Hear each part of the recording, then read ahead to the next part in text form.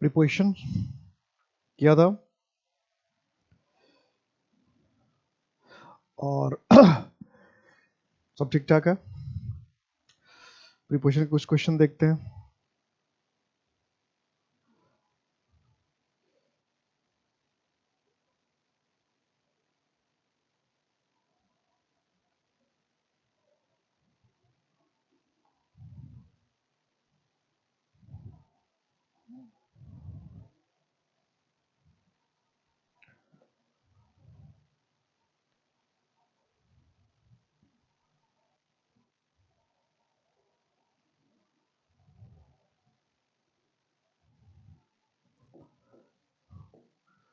I will return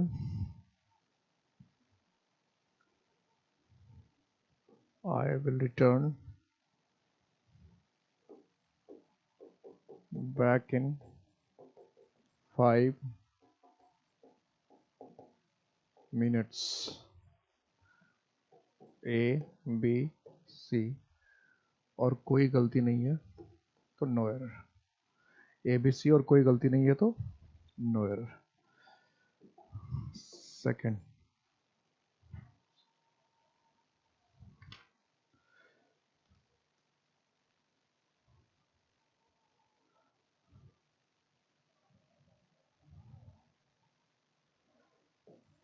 as you know by my visiting card, I am now in Mumbai. A B C और कोई गलती नहीं तो no error.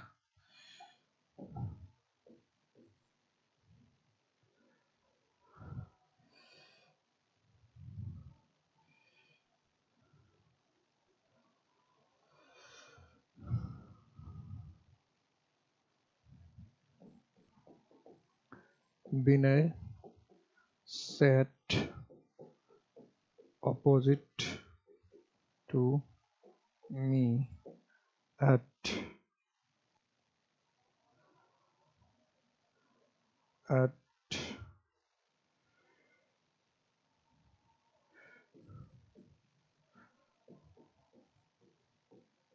breakfast.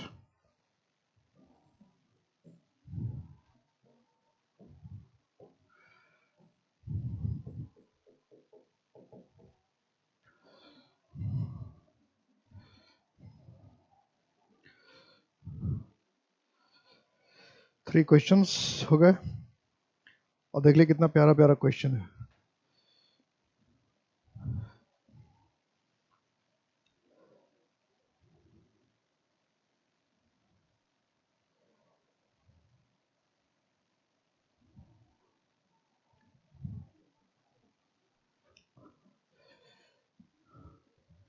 मन गया क्या?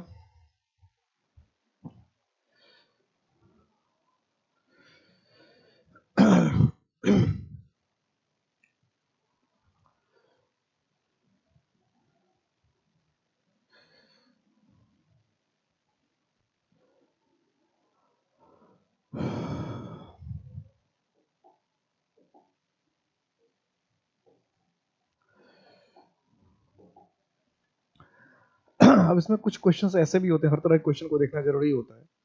जैसे रिटर्न है, तो रिटर्न का मतलब ही होता है वापस आना। रिटर्न का मतलब ही होता है वापस आना, इसलिए रिटर्न के साथ बैक लगाना सरासर क्या है, गलत है। और हम लोग को आदत पड़ गई रिटर्न के साथ हम लोग बैक जरूर बोलते हैं, अधिकांश लोग रिटर्न के साथ बैक बोलते हैं, लेकिन रिटर्न का मतलब ही होता है वापस आना। तो अलग से बैक लगाने का कोई मतलब नहीं बनता। रिटर्न का मतलब ही है वापस आना, तो अलग से बैक लगाने की कोई जरूरत ही नहीं। रिटर्न का मतलब ही वापस आना, लौट के आना, तो बैक क्यों लगाया जाए, unnecessary. As you know by my visiting card, जैसा कि मेरे विजिटिंग कार्ड से तुम्हें पता चल रहा है कि विजिटिंग कार्ड होगा, विजिटिंग कार्ड से तुम्हें पता चल रहा है। As you know by my visiting card, I am now in Mumbai, कि अभी मैं कहाँ हूँ, मुंबई में। अभी मैं कहाँ हूँ, यानी विजिटिंग कार्ड से पता चल रहा है कि मैं कहाँ हूँ, मुंबई में हूँ। यही कहना चाह रहा है कि ऐसा कि मेरे विजिटिंग कार्ड से पता चल रहा है कि मैं कहाँ हूँ, मुंबई में हूँ। विजिटिंग कार्ड से पता चल रहा है कि मैं मुंबई में हूँ। Vinay sat opposite to me at breakfast। तो यहाँ पे फिर गलती इन मुंबई, मुंबई क्या है, छोटा प्लेस हो गया, नाम के साथ आ गया। तो नाम के साथ जो छोटा प्लेस रहता है उसमें क्या बताया था, एट बताया था कि मुंबई है, कोलकाता है, ये सब छोटी छोटी जगह है, शहर का नाम है। तो इसके साथ आपको एट लगाना चाहिए। यही अगर स्टेट होता, महाराष्ट्र होता तो हम इन लगाते। तो कोई डिस्ट्रिक्ट ही तो होगा मुंबई, कोई शहर का छोटा छोटा नाम ही तो है। तो उसके साथ यहाँ कंफ्यूज मत, दिल्ली से कंफ्यूज मत होइएगा। दिल्ली स्टेट का नाम है, मुंबई स्टेट का नाम नहीं है। मुंबई एक शहर का नाम है, दिल्ली किसी शहर का नाम नहीं, दिल्ली पूरे राज्य का नाम है। तो लोग कभी कभी कंफ्यूज, कलकत्ता किसी राज्य का नाम नहीं, कलकत्ता एक शहर का नाम है। वेस्ट बंगाल राज्य का नाम है। चेन्नई किसी राज्य का नाम नहीं है। तो कभी दिल्ली चेन्नई में लोग कंफ्यूज हो जाते हैं, दिल्ली चेन्नई मुंबई कोलकाता में कंफ्यूज होते हैं। तो मुंबई चेन्नई और कलकत्ता ये एक डिस्ट्रिक्ट का नाम है, एक जगह का नाम है। और दिल्ली जो है वो पूरे कैपिटल का नाम, पूरे स्टेट का नाम है। ये ध्यान रखिए। कोलकाता वेस्ट बंगाल का एक छोटा सा डिस्ट्रिक्ट है, मुंबई महाराष्ट्र का एक छोटा सा डिस्ट्रिक्ट है, दिल्ली किसी बड़े से राज्य का एक छोटा सा डिस्ट्रिक्ट नहीं है, दिल्ली पूरे के पूरे राज्य का नाम है। लेकिन चूंकि हम लोग एक साथ ले लेते हैं, दिल्ली मुंबई कोलकाता लिख देते हैं, हमें लगता है सब एक शहर ही है, तो ऐसा नहीं है। विनय सेट अपोजिट टू मी, कि विनय है जो मेरे अपोजिट, मेरे सामने बैठा। विनय सेट अपोजिट टू मी, तो मेरे सामने मेरे अपोजिट बैठा था। तो अपोजिट के साथ, अब मान लो कि ये क्वेश्चन अभी पिछली क्लास में मैंने नहीं पढ़ा रखा, तो इसमें कोई गलती नहीं मिलती। आपको एट ब्रेकफास्ट की जगह आप इन ब्रेकफास्ट कर देते, कुछ और कर देते, लेकिन अपोजिट टू के साथ आपको कोई प्रॉब्लम नहीं लगता ठीक है, अपोजिट टू है तो ठीक, तो अपोजिट के साथ कभी टू नहीं लिखते। ओके, चलिए आगे कार्रवाई करते हैं। तो अभी तक मुझे जहां तक लगता है हमने 25 के आसपास प्रीपोजिशन पढ़े। कितने? 25। 20 से तो ज्यादा ही पढ़ लिया है। वैसे भी अगर हम काउंट करके भी देखें तो आप देख लीजिएगा, मुझे लगता है 20 से तो ऊपर है, 25 के आसपास है। और काउंटिंग से कोई ज्यादा मतलब है नहीं हमें। मैंने शुरू में ही कहा होगा कि 25-30 बहुत इंपॉर्टेंट प्रीपोजिशन है जो कि पढ़ना सबके लिए जरूरी होता है, सब एग्जाम के लिए जरूरी होता है, चाहे कोई भी एग्जाम। हाँ, प्रीपोजिशन जितना मैं पढ़ा रहा हूँ इतना ही सब कुछ है प्रीपोजिशन में, ये भी नहीं समझना है। प्रिपरेशन में और बहुत सारी चीजें हो सकती है, बहुत सारी बातें होती है। लेकिन नॉर्मली जो एग्जाम में, जो आपका जो एग्जाम है उसमें जितनी क्वेश्चंस आते हैं वो नॉर्मली इतनी चीजों से बन जाएगा। वैसे भी ये प्रिपरेशन कोई कम क्लास तो नहीं चली है, 5th या 6th क्लास होगी मेरे ख्याल से, 6th क्लास होगी। खैर जो भी है, देखते हैं आगे देखते हैं। तो अभी तक आपने पिछली क्लास में आपने पढ़ा था अबाउट और अबव पढ़ा था, और भी पढ़ा था डिस्पाइट ऑफ वगैरह, इन स्पाइट ऑफ में क्या डिफरेंस है, इन फ्रंट ऑफ, अपोजिट। आगे चलते हैं। एक प्रीपोजिशन हमारे पास होता है बिफोर। बिफोर, तो बिफोर का नॉर्मल सा मतलब क्या हुआ? किसी के सामने। तो दो मीनिंग तो इसका हमेशा ध्यान रखिएगा, एक तो सामने, दूसरा पहले। पहले और सामने में क्या डिफरेंस जरा सा देखिएगा। पहले हम पहले की बात करते हैं। पहले भी जो बात होती है वो दो हिसाब से होता है, एक तो होता है टाइम के हिसाब से पहले, और एक होता है ऑर्डर, क्रम के हिसाब से पहले।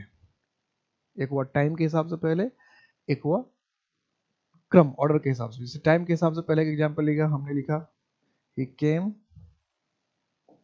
Before 10 o'clock। ही केम बिफोर 10 o'clock, कि 10 बजे के पहले आया। ही केम बिफोर 10 o'clock, 10 बजे के पहले आया। ही केम बिफोर 10 o'clock, कि 10 बजे के पहले आया। ही केम बिफोर 10 o'clock। तो ये टाइम के हिसाब से पहले हो गया। ऑर्डर, क्रम के हिसाब से बात करें, जैसे हमने लिखा ए कम्स बिफोर बी। जैसे हम ABCD लिखते हैं तो ये ऑर्डर तो हुआ कि ए जो है बी के पहले आता है, तो ये ऑर्डर मतलब क्रम हुआ। या ऑर्डर कहने का मतलब क्या होता है? क्रम। या ऑर्डर का मतलब आदेश नहीं समझ जाना है।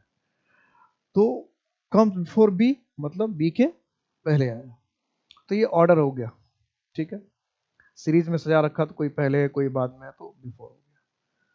अब यहाँ सामने का मतलब क्या है? सामने के में देखे तो फिर आप कहेंगे भाई अगर बिफोर का मतलब भी सामने ही है, तो फिर तो आप बताओ कि इन फ्रंट ऑफ, अपोजिट और बिफोर में क्या डिफरेंस है? तो जहां आपको इन फ्रंट ऑपोजिट सामने कहना हो और आपको कंफ्यूजन हो रहा, तो आप बिफोर कह के निकल जाइए। तो बिफोर कहने का मतलब जैसे he is standing before me, he is standing before me, कि मेरे सामने खड़ा है। He is standing before me, कि मेरे सामने ही खड़ा है। तो हो गया, बिफोर कह दिया हमने, कोई दिक्कत नहीं इसमें। तो बिफोर कहने का सेंस हो सकता है कई तरह से हो सकता है। जैसे मान लो कि कोई ये इस तरह से घर का सीरीज चल रहा है, ये घर का सीरीज है, ठीक है। अब ये जो है, जरा ध्यान देना, ये जो है वो इसके भी पहले है, इसके भी पहले है, इसके भी पहले है और इसके भी पहले है। अगर इसका मान लो इसके रेफरेंस में होता तो भी before, my house is before his house, my house is before his house. तो बिफोर का मतलब, इसका मतलब पोजीशन गैप वैप का कोई ही नहीं, पहले कहीं भी इस्तेमाल कर सकते हैं। जब आपको ये पोजीशन है बिल्कुल आमने सामने, इस तरह की बात आपको नहीं करना है, बल्कि सिर्फ पोजीशन बताना कि पहले, और वो पहले कहीं भी हो सकता है, वो पहले कहीं भी हो सकता है, मतलब यहाँ भी हो सकता है, यहाँ भी हो सकता है, बीच में ढेर सारी चीजें भी हो सकती है, नहीं भी हो सकती है तो भी काम चलेगा। मतलब इसको हर पोजीशन में, यानी ऑलराउंडर की तरह कहीं भी लिख लो। पहले तो ये बात हुई बिफोर। दूसरी बात क्या है, यानी अगर हम एकदम कंफर्म ये दिखाना चाहते हैं अपोजिट है एक दूसरे के सामने, तो अपोजिट लिखे तो ज्यादा अच्छा है। अगर हम दिखाना चाहते हैं आमने सामने लेकिन बीच में कोई गैप नहीं, तो इन फ्रंट ऑफ। जब हम कुछ दिखाना नहीं चाह रहे, हम इस तरह से पढ़ के नहीं, आपका इन्फॉर्मेशन क्या है उसके हिसाब से डिवाइड करेंगे, देखेंगे कि हमें क्या कहना है। अगर हमें कुछ बताना है कि बीच में गैप है कि नहीं, या सिर्फ बताना है पहले है, तो बिफोर का इस्तेमाल कर दीजिए। नहीं तो एकदम टू द पॉइंट बताना है, तो जो कंडीशन उसके हिसाब से बताएंगे। अपोजिट बताने का अलग सेंस है, इन फ्रंट ऑफ बताने का है, इन सबका मतलब पहले ही। दूसरा, इस सामने का मतलब होता है इन द प्रेजेंस ऑफ, किसी की उपस्थिति में, ठीक है।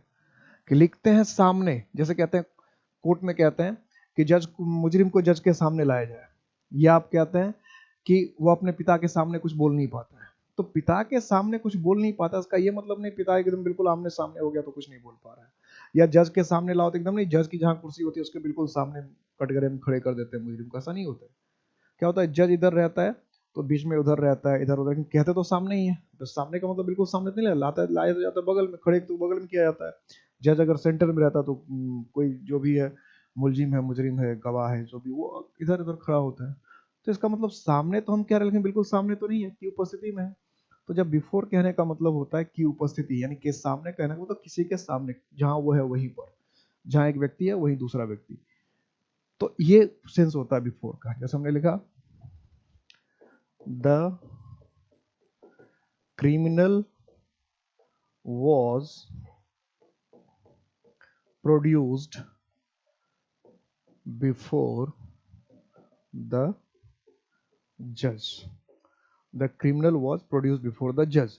कि क्रिमिनल को जज के सामने लाया गया, क्रिमिनल को जज के सामने लाया गया था। Criminal was produced before the judge. Criminal को जज के सामने लाया गया, produced before the judge. The criminal was produced before the judge. या he could not speak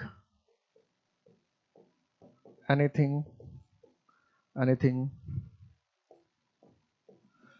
before his father. कि अपने पिता के सामने वो कुछ नहीं बोल पाया, कि could not speak anything before his father, कि अपने पिता के सामने कुछ नहीं बोल पाया। तो कुछ नहीं, सामने कुछ बोलना नहीं पाया, इसका मतलब जहाँ पिताजी उसके हाजिर थे, जहाँ पिताजी उसके उपस्थित थे, तो पिताजी की उपस्थिति में वो कुछ नहीं बोल पाया, या पिताजी की उपस्थिति में वो कुछ नहीं बोला, ठीक है। तो he could not speak anything before his father. He could not speak anything before his father.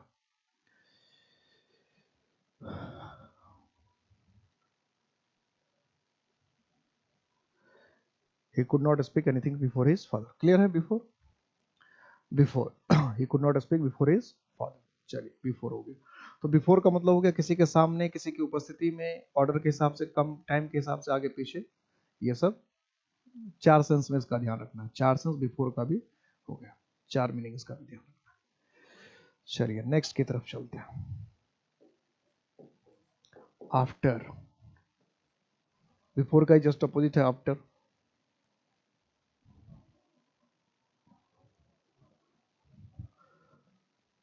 After में भी पहला मीनिंग तो बिफोर का जस्ट अपोजिट होगा, वो था पहले, तो ये क्या होगा बाद में।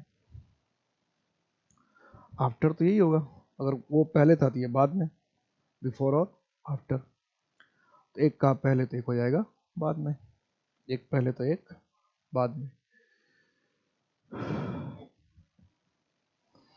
बाद में कहने का जो सेंस होता है वो भी इसमें दो तरह से, इसमें भी होगा। ये भी हो सकता है टाइम के हिसाब से बाद में कह रहे हो, और हो सकता है ऑर्डर के हिसाब से बाद में कह रहे हो, क्रम के हिसाब से बाद में कह रहे हो, दोनों पॉसिबिलिटी बनती है। ऑर्डर के हिसाब से भी बाद में हो सकता है, टाइम के हिसाब से भी बाद में हो सकता है, दोनों पॉसिबिलिटी है, ऑर्डर भी और टाइम भी। जैसे हमने कहा he came after 11 AM, कि 11 बजे के बाद आया, ये टाइम के हिसाब से हो गया, टाइम शो कर रहे हैं कि 11 बजे के बाद आया, तो 11 बजे के बाद आया तो आपने टाइम शो किया, टाइम की बात की, टाइम बता रहे कि 11 बजे के बाद आ रहा है, 11 बजे के बाद आ रहा, टाइम शो किया आपने। आप कहते हैं उल्टा लिख दिया, बी कम्स आफ्टर ए, तो बी ए के बाद आता है, तो इसका मतलब क्या, ऑर्डर हो गया, पीछे हो गया क्रम, अब ये क्रम के हिसाब से पीछे हो गया, क्रम के हिसाब से पीछे हो गया ना, कि बी कम्स आफ्टर ए, तो ये क्रम के हिसाब से, ऑर्डर के हिसाब से क्या हो गया, पीछे हो गया, एक के पीछे। बी कम्स आफ्टर ए, या हम कहते हैं सी कम्स आफ्टर बी, या डी कम्स आफ्टर सी, तो सब क्या है, पीछे। ये हम कैसे कहते हैं, he is standing after me, is standing after me, यानी क्या, वो मेरे पीछे खड़ा है, he is standing after me, वो मेरे पीछे खड़ा है, he is standing after me, मेरे पीछे खड़ा है, he is standing after me. या हम कहते हैं किसी के पीछे भी हो सकता है बाद में, या किसी के पीछे भी ये सेंस हो सकता है। हम कहते हैं we are running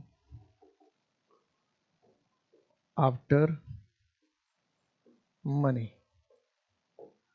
we are running after money, हम लोग पैसे के पीछे भाग रहे हैं, we are running after money, हम लोग पैसे के पीछे भाग रहे हैं, तो we are running after money.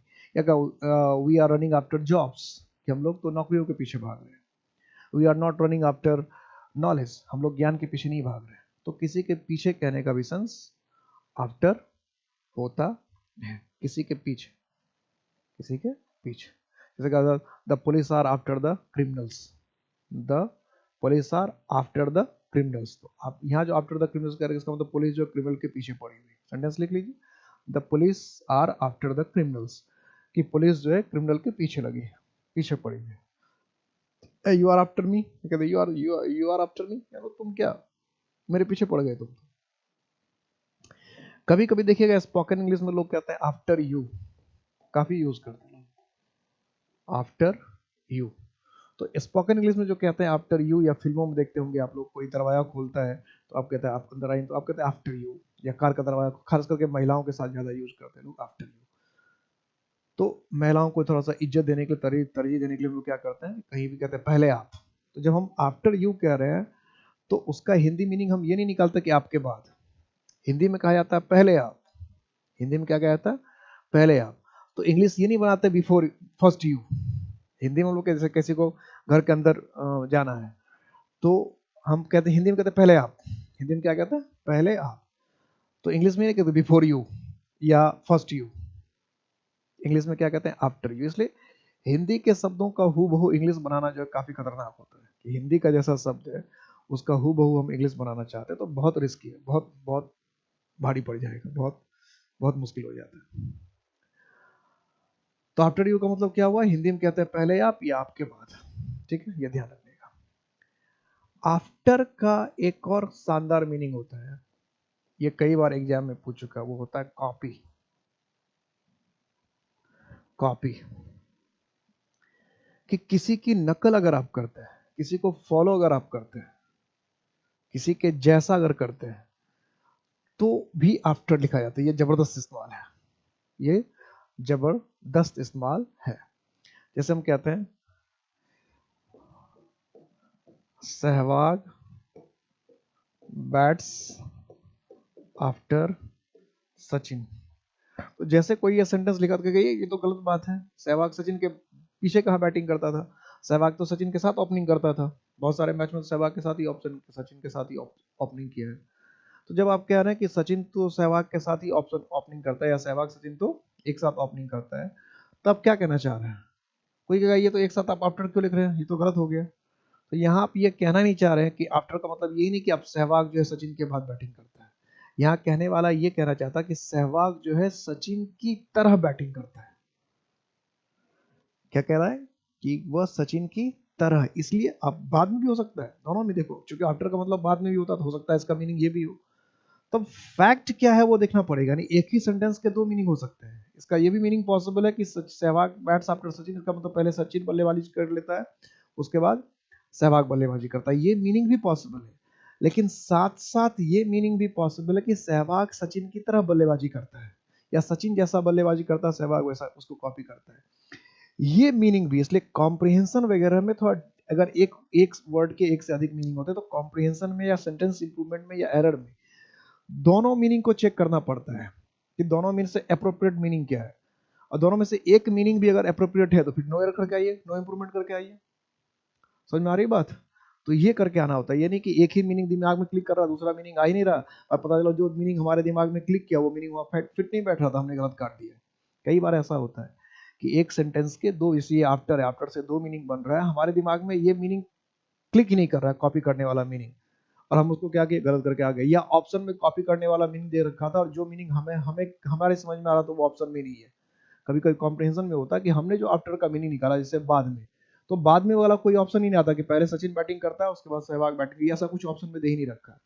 लेकिन सहवाग सचिन को कॉपी करता है ये ऑप्शन में दे रखा है, तो कॉपी करना को तो हम तो पहले काट देंगे भाई, कॉपी क्यों करना, आफ्टर का मतलब क्यों होगा।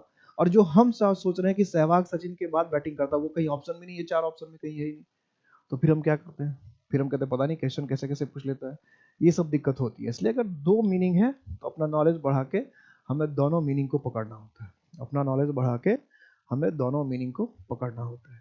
जैसे कहते हैं he speaks after his mother, कि वो तो अपनी माँ की तरह बात करता है। क्या कहते हैं? वह तो अपनी माँ के जैसे बात करता है या वो तो अपनी माँ की तरह बात करता है। हम कहते हैं Shahrukh acts after Dilip Kumar, Shahrukh acts after Dilip Kumar. तो शाहरुख एक्ट्स आफ्टर दिलीप कुमार कह रहे हैं, इसका मतलब क्या कहना चाह रहे हैं कि शाहरुख तो दिलीप कुमार की तरह एक्टिंग करता है या दिलीप कुमार की तरह एक्टिंग करते हैं, जैसा जो भी कहना चाहते हैं, या दिलीप कुमार की कॉपी करते हैं, दिलीप कुमार की नकल करते हैं, ये भी कह सकते हैं कि शाहरुख जो है दिलीप कुमार की नकल करते हैं, कॉपी करते हैं। तो किसी को कॉपी करना, किसी का नकल करना भी आफ्टर होता है, ये ध्यान रखना। यानी आफ्टर जो है थोड़ा सा खतरनाक हो गया, बिफोर से ज्यादा खतरनाक आफ्टर हो गया नहीं। तो आफ्टर का मतलब किसी चीज के बाद में, टाइम या ऑर्डर के हिसाब से बाद में, किसी चीज के पीछे हो सकता है। और आफ्टर का एक जो सबसे खतरनाक मीनिंग है वो है किसी का कॉपी, किसी का कॉपी, किसी की नकल करना, किसी को फॉलो करना, किसी के अनुसार काम करना, इस पर ज्यादा ध्यान रखना है। चलिए, तो बिफोर और आफ्टर। इसके बाद एक बेहद ही खतरनाक है, वो है विथ, जो कई बार पूछा जाने, जैसे पिछली क्लास में हमने अबव और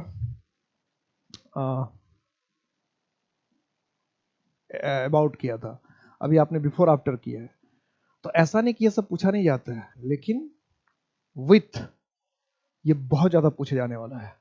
eight, in, into, beside, besides, among, between, ये सब बहुत ज्यादा रिपीटेडली बार बार बार बार बार बार पूछा है। जैसे आफ्टर वाला था जो कॉपी करने वाला मीनिंग है, ये कई बार पूछ चुका है, कई बार पूछ चुका है। बिफोर का जो मीनिंग है जज के सामने वाला जो बता रखा है वो कई बार पूछ चुका है। मतलब कुछ सेलेक्टेड मीनिंग जो है वो बार बार पूछा जा रहा है, बार बार पूछा जाता है, तो उस सब पर आप ध्यान रखिए। इसलिए मैं बार बार बोलता भी रहता हूँ किसका कौन सा मीनिंग ज्यादा पूछा जा रहा है, ताकि उस मीनिंग को एकदम ध्यान रखे और वो क्वेश्चन देखते ही आपको क्लिक कर जाएगी कौन वाला वर्ड कहाँ पूछा हुआ। क्वेश्चन देखते, अगर मेरी बातों को ध्यान से सुनते रहेंगे तो क्वेश्चन देखते ही क्लिक कर जाएगी, तो सर बता रहे थे कैसा पूछा जाता है। क्योंकि इस तरह के पैटर्न पे क्वेश्चन बार बार रिपीट हो रहा है, तो आसान हो जाता है समझना। अब देखिए विथ का क्या क्या यूज हो सकता है। विथ के कई यूज है, तो सबको एक एक करके देखते हैं। विथ का सबसे पहला मीनिंग तो साथ होता है, तो किसी सबको पता है, साथ या साथ साथ, इसमें तो कोई दिक्कत ही नहीं होना, साथ या साथ साथ। जैसे हम कहते हैं he came with his father, कि वो अपने पिताजी के साथ आया या पिताजी के साथ साथ आया। he is with his father, he is with his mother, he is with his sisters, he is with his friends, कि अपने दोस्तों के साथ है साथ साथ। ये तो इसमें तो कोई दिक्कत ही नहीं है, सबको पता रहता है। विथ का मतलब कभी कभी जो होता है वो पोसेशन का सेंस भी आता है। मतलब पोसेशन का सेंस यहाँ पर पास, स्वामित्व, मालिकपना। जैसे कहते हैं कि मेरे पास पैसे हैं, मेरे पास पैसे हैं, जैसे क्या दिया, आई हैव मनी विथ मी, कि मेरे साथ तो पैसे थे, मेरे पास तो पैसे थे। या कहा I have no money with me, कि मेरे साथ तो कोई पैसा ही नहीं, मेरे पास तो कोई पैसा नहीं, मेरे साथ तो कोई पैसा नहीं। यहाँ विथ जो कह रहे हैं वो साथ कहने का सेंस साथ नहीं, मैं हूं अब मेरे साथ पैसा है, हम कहते हैं पास, पोसेशन। क्या कहना चाहते हैं, possession. I have no money with me, इसका मतलब मेरे पास कोई पैसा नहीं है। I have money with me, इसका मतलब मेरे पास पैसे। जैसे कहते हैं the criminal was caught with arms, तो the criminal was caught with arms. तो कॉट विथ आर्म्स कह रहे हैं, इसका मतलब क्या, हथियार के साथ पकड़ा गया। The criminal was caught with arms, तो हम कहना क्या चाह रहे हैं, हथियार के साथ पकड़ा गया, यानी उसके पोजीशन में, उसके कंट्रोल में, उसके स्वामित्व में उसके हथियार थे। ये तो कहना चाह रहे हैं कि क्रिमिनल था और क्रिमिनल के साथ साथ हथियार था, उसके पास हथियार था, उसके पोजीशन में, उसके कंट्रोल में, उसके नियंत्रण में, उसके साथ में। तो स्वामित्व का सेंस भी विथ का मतलब होता है। विथ का तीसरा मतलब हो सकता है अटैच्ड, जुड़ा हुआ, जुड़ा या लगा हुआ। ये तो काफी आपने यूज किया होगा, कई बार आपने बोला होगा, भले ध्यान नहीं देते होंगे लेकिन इंग्लिश, स्पोकन इंग्लिश में कई बार आपने यूज किया होगा। जैसे हम कहते हैं a house with a small garden, a house with a small garden, कि एक घर और घर के साथ साथ, घर से लगा हुआ, घर से जुड़ा हुआ, घर से अटैच्ड एक छोटा सा गार्डन। ऐसे हिंदी में कहते हैं घर भी और घर के साथ साथ गार्डन भी, घर है और घर के साथ साथ गार्डन भी है। ये हम कहते हैं अ रूम विद अ किचन, कि रूम है, रूम के साथ साथ किचन भी। जैसे आप रूम रेंट पर लेने जाते, कहते हैं रूम है, रूम के साथ साथ किचन है, डाइनिंग हॉल है, बड़ा जो भी कहते हैं, 2 bedrooms with a dining hall and with a kitchen. तो आपने कहा 2 रूम है, 2 कमरे हैं, एक डाइनिंग हॉल के साथ एक किचन भी है, तो 2 rooms with a dining hall and a kitchen, 2 rooms with a dining hall and a kitchen. तो ऐसे किसी साथ अटैच, जुड़ा जुड़ा हुआ साथ कहने के लिए भी हम विद का इस्तेमाल करते हैं, और ये इस्तेमाल तो आपने खूब कर ही रखा होगा। ठीक है, खूब क्या होगा, बस a house with a garden में थोड़ा सा आपको लगा होगा ये विद का मतलब क्या होगा। तो हाउस विद अ गार्डन का मतलब सिंपल सा है कि घर है या घर के साथ साथ क्या है, गार्डन भी है, घर और गार्डन साथ साथ है, यानी घर के साथ गार्डन भी है, घर है, घर में जुड़ा हुआ गार्डन है साथ। ऐसे ही विथ का इस्तेमाल कई बार, पार्ट इसका तो सब पूछा हुआ है, इसलिए इसमें कोई एक पर्टिकुलर कहना बहुत मुश्किल है। इसके जितने भी यूज पड़ रहे हैं विथ के 5-6 यूज जो भी है, सबके अभी कितने हुए, 1 2 3 4, यानी 4 तो हो ही गए, 1 2 यूज अभी इसके और होने हैं। पार्ट्स ऑफ बॉडी, द 5-6 इसके यूज है, सारे के सारे इसके पूछे हुए। विथ पार्ट्स ऑफ बॉडी, शरीर के अंग के लिए भी इसका इस्तेमाल करते हैं। अब शरीर के अंग के लिए इसका इस्तेमाल करते हैं, इसका क्या सेंस है, पार्ट्स ऑफ बॉडी के लिए इसका इस्तेमाल करते हैं, क्या सेंस है, पार्ट्स ऑफ बॉडी कहना चाह रहे हैं, क्या सेंस हुआ इसका मतलब। तो यहां इसका सेंस है विथ का, जैसे हम कहते हैं लंबे बालों वाला, लंबे बालों वाला आदमी, तो हमने लिखा a man with long hair, a man with long hair, लंबे बालों वाला आदमी। ये आप कहते हैं नीली आंखों वाली लड़की, नीली आंखों वाली कोई लड़की, हमने कहा a girl with blue eyes, ठीक है। हिंदी में क्या करके नीली आंखों वाली लड़की, कत्थई आंखों वाली लड़की, पता नहीं क्या क्या कहते हैं, झील सी आंखों वाली लड़की, नीली झील सी आंखों वाली लड़की, बहुत सारे ऐसे यूज कर सकते हैं। तो सब में विथ का इस्तेमाल करना, कहते हैं तीन आंख वाला आदमी, तीन आंख वाला आदमी। तो तीन आंख वाला आदमी आप भी हो सकते हैं, आपके पास भी तीन आंख हो सकता है अगर कोशिश करेंगे तो। नॉर्मली दो आंख होता है लोगों के, लेकिन थोड़ा सा मेहनत करेंगे, थोड़ी सी प्रयास करेंगे तो तीसरी आंख भी आपकी हो सकती है। और तीसरी आंख के लिए थोड़ा सा प्रैक्टिस करना पड़ता है, थोड़ा सा आप देखेंगे। आ, अगर इंटरेस्ट हो तो तस्वीरों को अगर समझने की कोशिश करते हैं तो देखिएगा कि शिव की जो मूर्ति दिखाई जाती है उसमें दो आंखें बंद रहती है, जब तो दो आंखें जब बंद रहती है तो यहाँ पर एक तीसरी आंखें रहती है खुली हुई, तीनों आंखें बंद नहीं रहती है। मतलब इस दोनों आंख को जब हम बंद करें, ये नहीं होता कि ये दोनों आंखें खुली है और ये भी आंखें खुली है, ऐसे नहीं रहता, ऐसा तस्वीर शायद ही कहीं बनता हो। जब ये दोनों आंखें खुली रहती है तो ये हाथ तीसरा ने दिखाया नहीं जाता शिव का, मतलब यहाँ कुछ प्रिंटिंग नहीं रहता, यहाँ नॉर्मल रहता है। अब जब ये दोनों आंखें शिव की बंद रहती है और मेडिटेशन की मुद्रा में बैठे तब ये आंखें खुली रहती है। ये सिंबॉलिक है, ये सिंबॉलिक है, ये नहीं कि शिव कोई आदमी है जो पर्वत पे बैठे हुए हैं और उसके बाद दो आंखें बंद किया और तीसरी आंखें जो खुली हुई है। ये आपके साथ भी हो सकता है, ये सब सिंबॉलिक चीजें होती है। जो मेडिटेशन रेगुलर करता है तो उसको आंखें खोलकर दुनिया देखने की जरूरत नहीं पड़ती, वो बहुत कुछ अपनी तीसरी आंखों से देख लेता है। और ये फैक्ट, सच, और बहुत, ये दुनिया बहुत ही रंगीन है। जो ये दुनिया आप देख रहे हैं ना, ये दुनिया से कई हजारों गुना रंगीन है, लेकिन उस दुनिया में जाना थोड़ा सा मुश्किल है यार। छोटी छोटी चीजों के लिए बहुत मुश्किल होता है, आईएएस बनने के लिए, आईपीएस बनने के लिए कितना मुश्किल है, कितना टिपिकल कंपटीशन होता है। किसी लड़का या किसी लड़की को अगर अपना उसका फेवर जीतना, यानी उसको पटाना हो नॉर्मली करके, तो कितना मुश्किल होता है, उसको खुश रखना हो कितना मुश्किल होता है। तो एक इंसान को खुश रखना, उसको मनाना बहुत मुश्किल होता है। तो भगवान को, जो पूरी दुनिया का मालिक है, उसको मनाना, खुश रखना इतना आसान तो नहीं हो सकता, लेकिन आसान है। थोड़ी दिन मेहनत करना पड़ता है, थोड़े दिन, लेकिन उसके बाद जिस दिन उसको यकीन हो जाता है कि आप सिंसियर हैं, उस दिन बहुत कुछ मिल जाता है।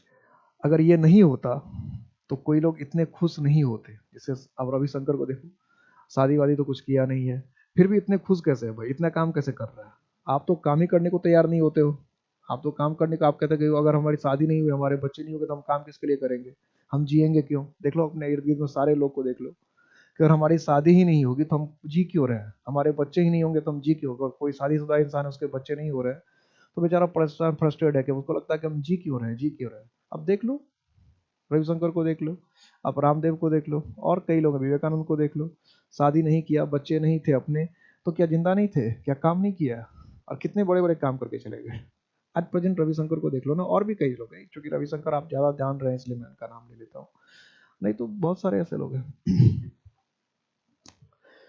तो a man with long hair, a girl with blue eyes, की नीली आंखों वाली लड़की, अ मैन विथ लॉन्ग, हम कहते हैं लंबे नाक वाला आदमी, तो क्या हो जाएगा, अ मैन विथ लॉन्ग नोज, हमने कहा तीन आंखों वाला आदमी, हमने लिखा a man with three eyes, Trinetra वाला, तीन आंखों वाला आदमी, कुछ भी हो सकता है। तो विथ का मतलब पार्ट्स ऑफ बॉडी के लिए भी इस्तेमाल हम करते हैं। इसके अलावा विथ का इस्तेमाल जो है मीन्स, साधन या उपकरण, ये जो साधन उपकरण वाला है और ये जो पार्ट्स ऑफ बॉडी वाला है, ये कई बार पूछा गया, रिपीटेड, यानी पूछा तो इसके सारे पांच के पास गए, लेकिन ये दोनों जो है रिपीटेड रिपीटेड रिपीटेड, बार बार बार बार बार बार बार बार बार बार पूछा जाने वाला है, जो बार बार इसका विथ का ये यूज, जैसे हमने लिखा he killed a tiger with a लाठी, एक लाठी से एक टाइगर को मार दिया, मतलब गुस्से से मारना था। He killed a tiger with a fist, with a fist की बस मुट्ठी से बाघ को मार दिया। हमने कहा he killed the tiger with a finger, एक उंगली से क्या है बाघ को मार दिया।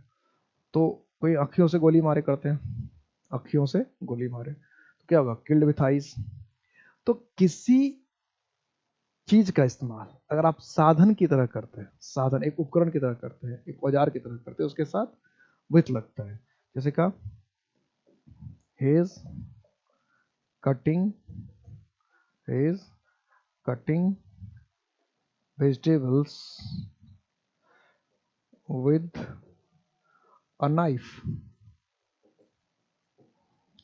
he is cutting vegetables with a knife, कि आपने क्या किया कि knife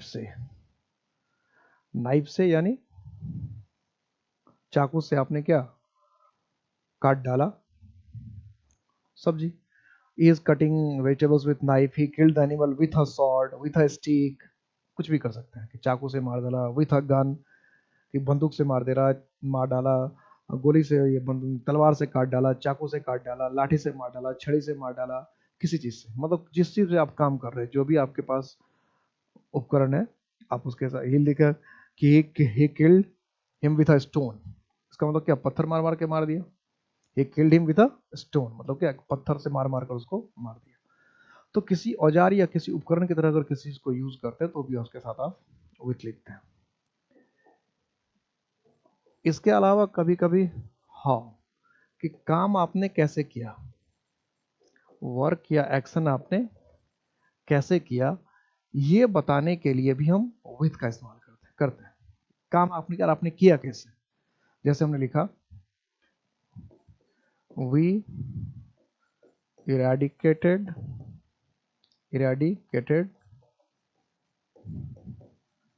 small pox with our campaign. क्या कहना चाह रहे हैं कि हमने अपने कैंपेन के द्वारा, अपना कैंपेन चलाकर, अपना प्रोग्राम चलाकर, अपना अभियान चलाकर हमने स्मॉल पॉक्स को इरेडिकेट कर दिया। ठीक है, इरेडिकेट का मतलब क्या, समूल नाश कर दिया, पूरी तरह से खत्म कर दिया, पूरी तरह से खत्म कर दिया अपना, अपने प्रोग्राम के द्वारा, अपने अभियान के द्वारा, अपना अभियान चलाकर विथ स्मॉल पॉक्स। तो हमने कहा with success comes arrogance, with success comes arrogance. तो हम क्या कहना चाह रहे हैं कि सफलता के साथ आता है घमंड। कैसे आता है घमंड, तो सफलता के साथ आता है। कैसे आता है, तो सफलता के साथ आता है। तो यहाँ साथ का मीनिंग समझ रहे हैं, कहना बेसिकली मकसद क्या है, कहना आप ये चाह रहे हैं कि घमंड आता कैसे है, तो घमंड आता है सफलता के साथ। तो with arrogance, with success comes arrogance. ठीक है, तो ये जो 6 यूसेस है आपके विथ का, इस पे ध्यान रखिएगा, बहुत पूछता है। और साथ ही साथ क्या है कि विथ के साथ आप कर देंगे विदाउट, तो वही सारा मीनिंग होगा, वही सारा मीनिंग होगा, बस बिना बिना हो जाएगा। अभी सब साथ साथ था, अभी बिना हो जाएगा। इसे कहते हैं, बस आउट लग गया तो नेगेटिव हो जाएगा। ही कैम विदाउट मनी, कि पैसा लेकर नहीं आया, पैसे के साथ नहीं आया। ही कैम विदाउट हिज पेरेंट्स, कि अपने पेरेंट्स के साथ नहीं आया, अपने पेरेंट्स को लेकर नहीं आया, जो भी कह सकते हैं। He killed the bird without a gun, बिना गन के ही चिड़िया को मार डाला। हमने कहा अ मैन विदाउट हैंड्स, बिना हाथ वाला आदमी, पार्ट्स ऑफ बॉडी भी तो था, बिना हाथ वाला आदमी। तो जहां जहां बिना कहना है इसलिए लगाता है ये अ रूम विदाउट अ किचन, कि रूम तो है लेकिन किचन नहीं है। तो जो जो जो जो सारे सेंस, इसलिए विदाउट पर ज्यादा ध्यान लगाना नहीं है। विथ अगर क्लियर हो जाता तो विदाउट अपने आप क्लियर होता है। विथ का मतलब हुआ सहित, हिंदी हिंदी में ऐसे समझते हैं। विथ जो कभी कभी होता है विथ हो गया सहित, किसी के साथ, और विदाउट हो गया रहित, बिना। ये कभी कभी बड़ा कंफ्यूज करता है, रहित और सहित हिंदी में लिखा रहता है तो बच्चों को बहुत कंफ्यूज करता है कि ये रहित क्या होता है और सहित क्या होता है। तो सहित हुआ किसी के साथ और रहित हुआ किसी के बिना। सहित हो गया किसी के साथ और रहित हो गया किसी के बिना। रहित और सहित, रहित हो गया किसी के बिना विदाउट, और सहित हो गया विथ। रहित विदाउट और सहित विथ, दोनों पर ध्यान रखना है। नेक्स्ट एक वर्ड और देखते हैं हम लोग, अलोंग। अलोंग भी कई बार पूछा है, अलोंग भी कई बार पूछा है। देखिए अभी 4-5 इंपॉर्टेंट वर्ड तो और कम से कम रह ही गया, यदि एक क्लास तो कम से कम अभी और लगना है ही लगना है इसके बाद, क्योंकि अभी तो 4-5 वर्ड जो बिल्कुल इंपॉर्टेंट है जो आपने सुन रखा उसको मैंने अभी डिस्कस नहीं किया है। इसका मतलब 30 से भी लगता है मुझे कुछ एक दो ज़्यादा ही हो जाएगा, कम तो नहीं होगा, ज़्यादा ही हो जाएगा। हमने 20 से 30 कहा था लेकिन 30 से भी एक दो ज़्यादा ही होगा, कम का तो कोई स्कोप ही नहीं है। क्योंकि अभी भी हमने क्या क्या नहीं किया, ओवर नहीं किया, ओवर अभी भी नहीं हुआ है ना, और अंडर भी नहीं हुआ, बिलो भी नहीं हुआ, अगेंस्ट भी नहीं हुआ, 4 तो सीधा सीधा बचा हुआ है। तो इसका मतलब 30 प्लस तो हम लोग जाएंगे ही। और आज के भी क्लास में हम लोग ने कितना कर लिया,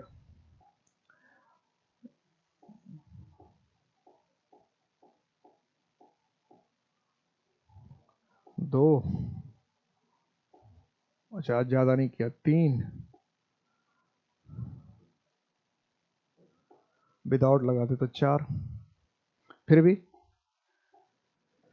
और ये लॉन्ग 5वां, फिर भी मतलब 30 प्लस तो हो ही जाएगा। नेक्स्ट क्लास में 2 भी आया तो 30, क्योंकि अगर मान लो मैंने 25 कहा तो अगर वो 23 भी हो 24 भी हो तो 5 या 29, और अगले क्लास में 1 से 2 भी होगा तो 30 प्लस तो हो जाएगी, 30 प्लस तो हो ही जाना था। खैर कोई बात, नंबर बार बार मैं कहता हूँ कि नंबर गिनने तो नंबर तो हम लोग ऐसे ही गिन लेते हैं। तो नंबर गिनने से ज़्यादा इंपॉर्टेंट है कि हमारे पास कितने वर्ड्स के यूज हुआ, वो इंपॉर्टेंट है, जो कि जिस एग्जाम में हमारे आए। तो अलोंग, अलोंग की बात करते हैं। तो अलोंग का मतलब होता है किसी के साथ साथ या किसी चीज के किनारे किनारे, किसी चीज के, जैसे ये मान लो नदी है, इसके किनारे किनारे या रोड के किनारे किनारे साथ साथ। जैसे हमने कहा किनारे किनारे या साथ साथ, there are shops along the road, there are shops along the road। इसका मतलब क्या है कि रोड के किनारे किनारे, बगल बगल बगल बगल बगल बगल बगल में क्या है, शॉप से किनारे किनारे किनारे किनारे किनारे किनारे किनारे किनारे किनारे करते जा रहा है। ठीक है, आइए हमने कहा cities have grown along the banks of rivers, कि नदियों के किनारे किनारे या नदियों के जो किनारे हैं उसके घाट कह भी सकते हैं, बैंक ऑफ द घाट, करके नदियों के साथ साथ नदियों के किनारे किनारे शहर विकसित हुए, शहर डेवलप हुए, शहर विकसित हुए। तो जहाँ ये पढ़ा आपने सभ्यता के विकास में पढ़ा कि जहाँ नदी पानी था, जहाँ पे शहर था, वहां पर क्या हुआ, वहां पर या नदी के किनारे किनारे नदी के शहर शहर क्या हुआ, किनारे किनारे गांव, शहर या सिटी या गांव या सभ्यता का विकास हुआ, कुछ भी कह सकते हैं। हमने कहा is walking along the road, कि रोड के किनारे किनारे चल रहा है, he is walking along the road, कि रोड के किनारे किनारे चल रहा है, टहल रहा है, मूव कर रहा है रोड के किनारे किनारे, he is walking along the train. हमने कहा द ट्रेन इज, दूसरे पेज पर लिखते हैं, the train is running along the track, the train is running along the track, track पर चल रही है अपना, जहाँ जहाँ ट्रैक जा रहा है, उस जिस तरफ ट्रैक जा रहा है उस तरफ ट्रेन जा रहा है। The train is running along the track, the train is running along the track।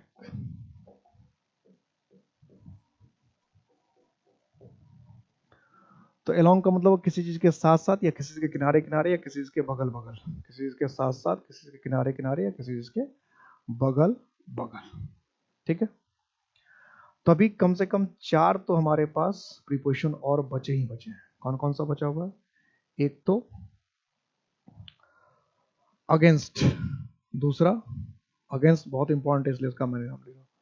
Over, over तो आपने सुना ही होगा, ओवर, अगेंस्ट, और एबव, एबव तो हो चुका, बिलो, अंडर, ये तो 4, अगेंस्ट, अंडर, बिलो, ओवर, ये तो 4 हमारे पास बिल्कुल। और कुछ जो हमें और भी से वही था, व्यू टू है, इन सबको भी देखना है। तो मतलब एक क्लास तो एक लगना ही लगना। देखते हैं क्या होता है अभी, और देखते हैं।